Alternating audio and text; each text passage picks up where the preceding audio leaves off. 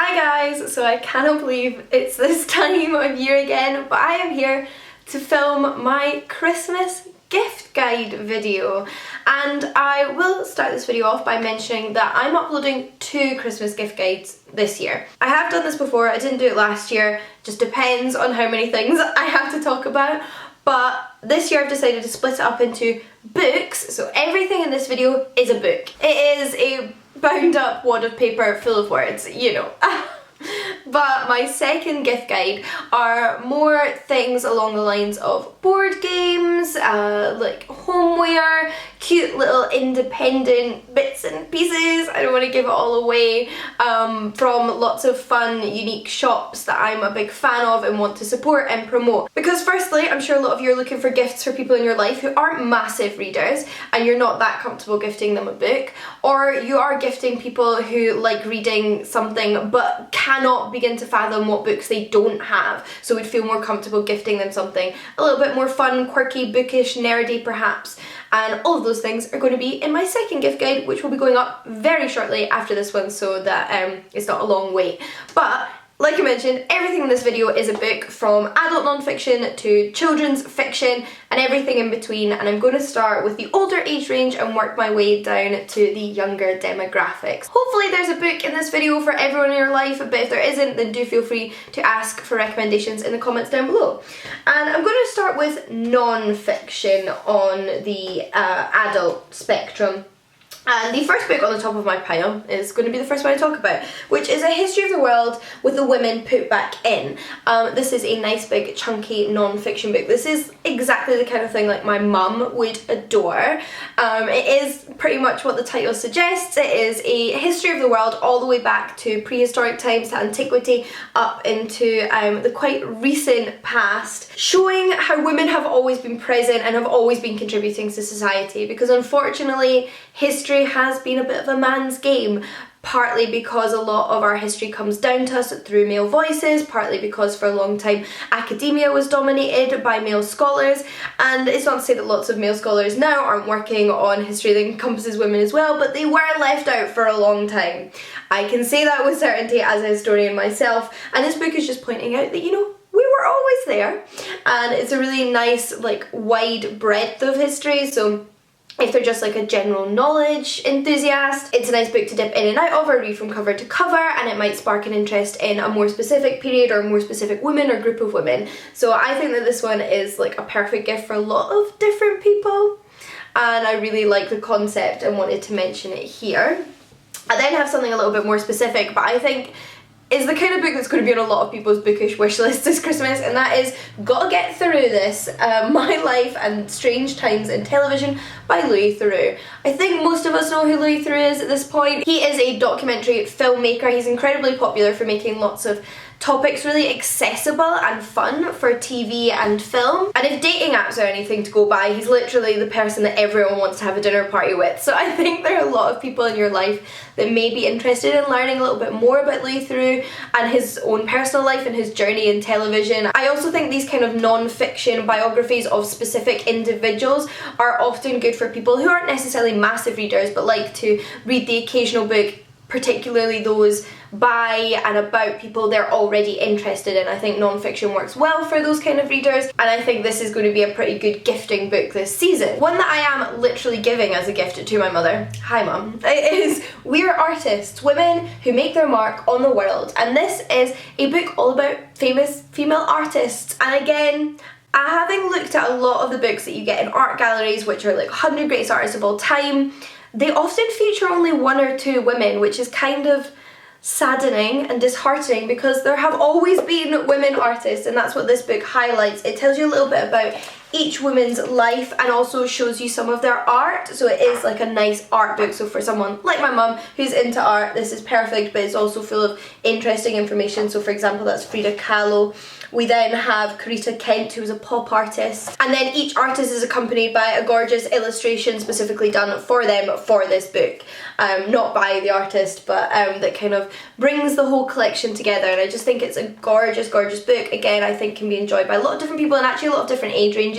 I think this would appeal to like teens as well as adults, and yeah, anyone that you know that's vaguely interested in art or the history of women in general, then this is a good one. Plus, who doesn't like to be gifted a pretty book? Less on the historical or biographical side and more practical are the next two books. The first one being the 28-day vegan plan, kickstart a plant-based lifestyle in just 1 month.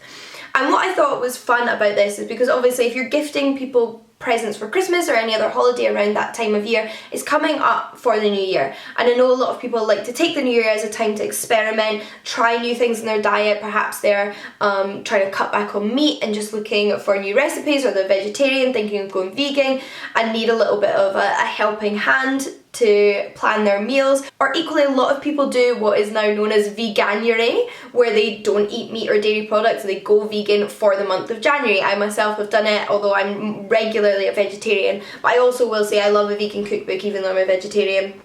And this obviously gives you lots of planned out meals for a whole month, so it's kind of perfect for something like veganuary. So if you know somebody that's perhaps interested in trying out veganism, or is already just a vegetarian and a vegan looking for more recipes, then I think this one has like a nice concept surrounding it and would make a great gift. I love getting cookbooks as gifts. I then have a book that was actually a gift to me. My friend Jen got me this for my birthday, and I had to mention it here because it was such a fantastic gift idea, and that is Feminist Cross Stitch. This is 40 bold and fierce patterns for the cross stitcher, which I will say I was not before. I like crafting, I like knitting, I've recently gotten into embroidery, but I tried cross stitch for the first time when Jen gifted me this book, and she also gifted me some thread and needles and like the equipment that you need to do some cross stitching, which is a nice, I think, pairing if you're looking for something to go with this for somebody for their Christmas or any other gifting occasion.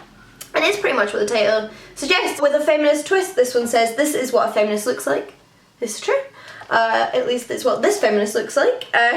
This one has, she was warned, she was given an explanation, nevertheless, she persisted. Classic RIP gender roles. A lot of fun things in here, so if you know somebody that's into crafting or wants to get into crafting, because again I think people like to try things in New Year's, then this might be a fun one to gift them. And then lastly, for adult non-fiction before I move on to fiction, is The Romans, Histories of the Unexpected by Sam Willis and James Dable. So this is part of a series on histories of the unexpected, which take like really little niche topics from different historical periods and explore them, which I think is such fun sort of pop history for people who again aren't necessarily big readers or are just trying to get into a historical period. I think this might appeal to like the podcast listeners in your life in particular. And of course I had to mention the ancient one. This is a recent release on the Romans, and some of the topics it covers includes tattoos, so the history of tattoos in ancient Rome, the kiss in ancient Rome, solar power, things that you might not even expect to find in a book like this. Really fun, really quirky and unique, and again just a great gift. But now we have the fiction topic, and I think I already just flashed you this book earlier, but I had to include it in my Christmas gift guide, although of course all of these gifts apply whether you celebrate Christmas or not. But this one is Murder at Christmas, 10 classic crime stories for the festive season. And this is, as the title suggests, a compilation of various different Christmas crime stories by different authors. So there's authors in here like Dorothy L. Sayers, Nicholas Blake, John Mortimer, Julian Simmons. And I know a lot of people like to read Christmassy stuff around Christmas. I myself like to read crime and detective fiction around this time of year when it's kind of cold and miserable outside. So I think this is a really fun one to gift someone this time of year. And again, a fun way of dipping into different authors. So even if the person you're gifting this to has maybe read some of these authors before, there might at least be one or two that they haven't read, so they get the opportunity to test them out. I then have two sets of books, and the first one you might not be surprised to see because it's usually behind me, but I had to take it out for this video, and that is the Penguin Sisterhood collection. And again, this is one that actually is not exclusively for adults. This is a collection of books that Penguin brought out in these beautiful editions called the Sisterhood collection. I get a lot of questions about what these are, and they actually range from children's books to more adult books, so these are appropriate really for all ages, I would say. We have Anne of Green Gables, Heidi, Little Women, The Little Princess, Pride and Prejudice, and The Railway Children. And what I think is nice about these is they are individually beautiful books. So if you want to gift someone one of your favourite classics, one of their favourite classics, it's a nice addition to gift them. But equally, if you're looking to spend a little bit more, then you can buy a couple or an entire set, and I just think they're really stunning, which is something I could also say for the new vintage Japanese classics. So Vintage have a history of bringing out really beautiful collections of different classics. So they've got the Jane Austen ones, they've got the Bronte sister ones, the Virginia Woolf ones, the Russian classics, and now they have the Japanese classics. And these are two of the books in that collection here. I believe there's 6. The Housekeeper and the Professor and the Wind-Up Bird Chronicle. So again, if you just know somebody that likes a classic, that likes some literary fiction, that likes Japanese fiction in particular, or just likes to collect these kind of gorgeous books, then I think picking them up one or a few from this set would make a gorgeous gift. Again, these are a gift for someone in my life. But lastly, for adult fiction, although again I think this one would very much bridge the teen to adult gap and be appropriate for people who are into young adult literature, which is Erin Morgenstern's new book, The Starless Sea. So if you don't know who Erin Morgenstern is, you may yet recognise the title of her previous book, The Night Circus, which was incredibly popular. Like, that was a bestseller that took the world by storm and is a favourite of so many people. And her latest book is just out, so again I think this would make such a great present for somebody who loved The Night Circus, which is a lot of people, and they haven't gotten around to treating themselves to it yet, and it comes in this gorgeous hardback edition, new out. And it is always an idea to try and find a new release as a present, because obviously someone's less likely to have bought it for themselves already or already been gifted it. And equally, it's just great for fans of books because it is a book about books. Our protagonist stumbles across a odd, strange book in his university library that sends him on a quest of discovery, and that kind of concept I think is just one that really appeals to book lovers in general. Plus, not to go on too long about the design, but look how gorgeous it is inside as well. I then have a book that's more specifically YA, but I think again would appeal to a lot of adults in your life who perhaps read the original series when they were younger, and that is The Fork, the Witch and the Worm, Tales from Allegasia by Christopher Paolini. So this came out earlier this year, and it is a collection of stories set in the world of Allegasia, which is the world that his inheritance cycle was set in, starting with the book Eragon. It's one of my favourite fantasy series. It's a young adult series that I started when I was a child, finished when I was an adult because I read them as they came out, and absolutely adored. So if you know anybody like me, which there are a few of, who love the Eragon books but hasn't gotten around to picking this up yet, I think this would make such a lovely gift because it is taking you back to that world, which was a very popular world, but there is always the chance that someone might have missed that this new book even came out because it has been a few years since the cycle wrapped up. And yeah, I mean I love these books. I love this little look into what's going on in Allegasia now, and I'm really hoping for some more in the future from Christopher Paolini. I then have a children's non-fiction book, but that I think again could appeal to all ages, but particularly maybe like younger teens as well as children, and that is Plastic Sucks by Dougie Pointner, who you might remember as one of the members of the band McFly, and he has become this massive environmental activist and is doing a lot of incredible things with the platform that he has to raise awareness about our environment and global warming, including this new book which just recently came out. The title, again, pretty self-explanatory, but this one explores the impact of plastic on our environment, and it includes everything from like the science behind all of that and what's going on in our seas, how difficult it is to recycle plastic, but also full practical tips and little changes that you can make, whether you're an adult or a child, to improve the impact that you have on the planet. And I think a lot of young people are so aware of this subject, perhaps even more aware and more involved than a lot of adults are, because they see how much this is going to affect their futures. But this is such a relevant book for children and older readers, and I think again an excellent gift. We then have Nordic Tales, Folktales from Norway, Sweden, Finland, Iceland and Denmark, which is a beautiful illustrated compendium of folktales from these different places. Again, I'll have to show you what it looks like inside. Oh my goodness, this is beautiful, and this is one that, again, appropriate for all ages. Folktales are wonderful if you're a child. I loved reading big collections of folktales like this as a child, but I still enjoy reading them as an adult, and for that reason I think this is the most beautiful gifting coffee table book that someone will actually probably read, unlike some coffee table books. And yeah, I like stare at this cover on a regular basis because I just think it's so beautiful, and I had to mention it in this video. Now the rest of the books I have to mention I think are more on the children's end of the spectrum. However, if you know adults that still enjoy reading middle grade, etc., then there may be something here for them. So on that topic, I'll start with the more middle grade stuff and then work my way down to the couple of picture books I have to show you. For middle grade, I had to mention Bloom by Nicholas Skinner. This is a fiction novel which completely took my breath away. I adored every second of this book, and it's like a rip-roaring middle grade adventure that I think also raises awareness about our like environment and green spaces and getting outside and like the effect of just sort of concreting over everything and how sad it is to lose the beauty of the natural world. We follow Sorrel, who is like a very goody two-shoes, doesn't like to break the rules even when perhaps the rules are detrimental, and her best friend who discovers some magical seeds. And I will say no more than that. This is just such a genuinely compelling middle grade book, and again, beautiful. So I do tend to steer towards the beautiful books when I'm suggesting gifts, but look at the inside of that, and the hardback, so beautiful. I think if you know any children in the sort of like 8+ age range, they would adore this story, but equally if you know any adults that just like a bit middle grade,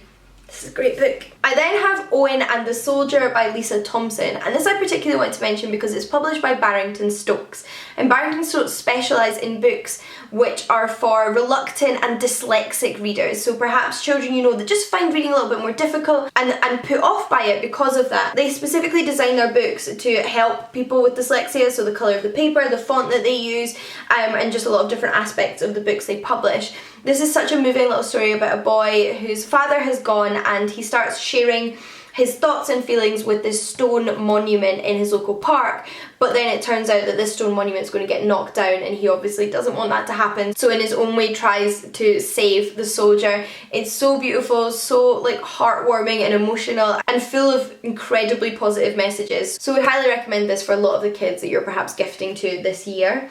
We then have two collections of folktales, because didn't get enough folktales in before. These are a little bit smaller and aimed at slightly younger readers, but the first one is Folktales for Bold Girls by Fiona Collins. What's nice about this is that I think a lot of like our traditional legends focus on famous male heroes, like the story of Beowulf or the Odyssey. These names and titles come up again and again, but actually there are so many folktales from across the world that involved phenomenal female heroes of all ages, and I think it's really nice that this book highlights those. So we've got folktales in here from First Nation people of America, from Haiti, from Scotland, Wales, Gypsy traditions, Spain, France, Italy, Nigeria, Hungary, Russia. So many different countries and continents, and a really diverse range, which I think is lovely. And then a little bit more specific, but I had to mention it, and that is the Anthology of Scottish Folktales.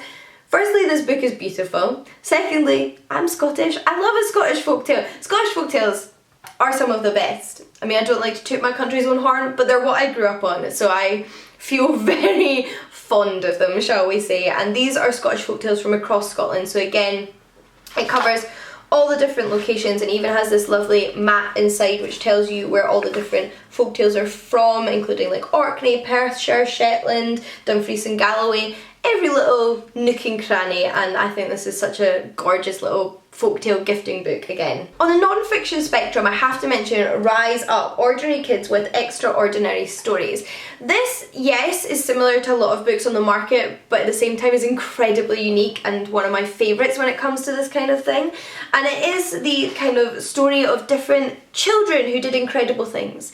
So not just adults, children and teenagers who did incredible things, all the way from sailors to dancers to others that stood up and spoke publicly about discrimination and everything in between, regardless of the reader's interest. I think there's a child in here that they might be able to identify with, and it's not just about their amazing stories that may seem completely like unattainable, it's also full of practical advice on things that you can do. So example, if you read about Greta Thunberg and her contributions to the world of environmentalism, it then gives you practical tips on little things that you can do at home to take care of the environment, but also what you can do to get involved and speak up. And it's such a positive book, and like just, oh, I love it, I love it, I love it, love it so much. Sticking with non-fiction, I have 3 books in a series for you here by Owen Davey, and these are his animal fact books, which, as a sucker for an animal fact book who loved this kind of thing when I was a kid, I had to include these because this would have been my like all-time favourite Christmas present if somebody gave me this when I was a child.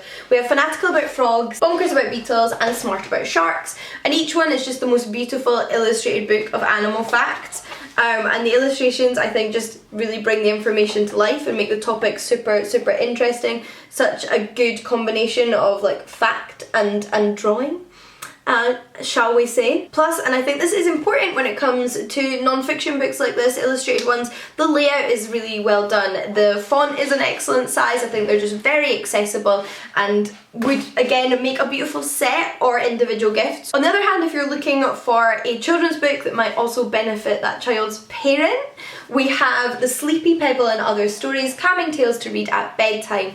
These are, like the title suggests, stories that a parent can read to their child at bedtime. There's some lovely illustrations to go alongside them. But these stories also contain practical, subtle tips on mindfulness and helping children like relax and calm down, from learning to relax the body to relaxing the mind, and that's something that a parent can obviously then share with their child. It can benefit both reader and listener, and it may help, you know, children that find it difficult to fall asleep for whatever reason. I think this is such a lovely concept and a beautiful way to go about it. My last two recommendations are then picture books for the younger child that they can again hopefully share with like the older person in their life, parent, guardian, whoever that may be. And the first one is Hansel and Gretel by Bethan Woven, and I'm pretty sure I have mentioned each of her books every year. So she's had a Rapunzel book, she's had a Little Red Riding Hood book, and every year I mention them in these videos because they are so beautiful and such lovely, like, humorous takes on traditional fairy tales with really like fun illustrations. And every year I actually gift one of her books, so this will be going as a gift to my mum's friend's granddaughter, and according to her parents these are her favourites, so I do think they do make wonderful gifts. It is the traditional story, but like Bethan Woven's unique fun take on it, and I think they're brilliant. I then think I also mention a picture book by this author every year in my Christmas gift guide, and this year it is Franklin and Luna and the Book of Fairy Tales by Jen Campbell. This is the third and final book in Jen's trilogy of children's fantasy books about Franklin and Luna, and illustrated by Katie Hartnett. This is what the inside looks like. Stunning combination of writing and illustration. And again, I always gift one of these books to my mum's friend's grandson, and they always go down spectacularly well. They're beautiful, engaging, and I just adore them. The paperbacks of the first two are also out now if you're looking to get a child into this series. But those are all the books for this video. I have no idea how long this ended up being. My camera has, you know, given up on me a few times, so we'll see in the editing process, but hopefully you found some inspirational ideas for your gifting this year, whether you celebrate Christmas or not. Like I mentioned before, feel free to ask for more recommendations in the comments down below. I will try my best. Maybe some other people will help you out as well. And of course, make sure to look out for my second Christmas gift guide, which will focus on presents that aren't actually books. And that will hopefully go up tomorrow, so that, like I said, these will be close together. But until then, happy reading, and I'll see you all again soon. Bye guys!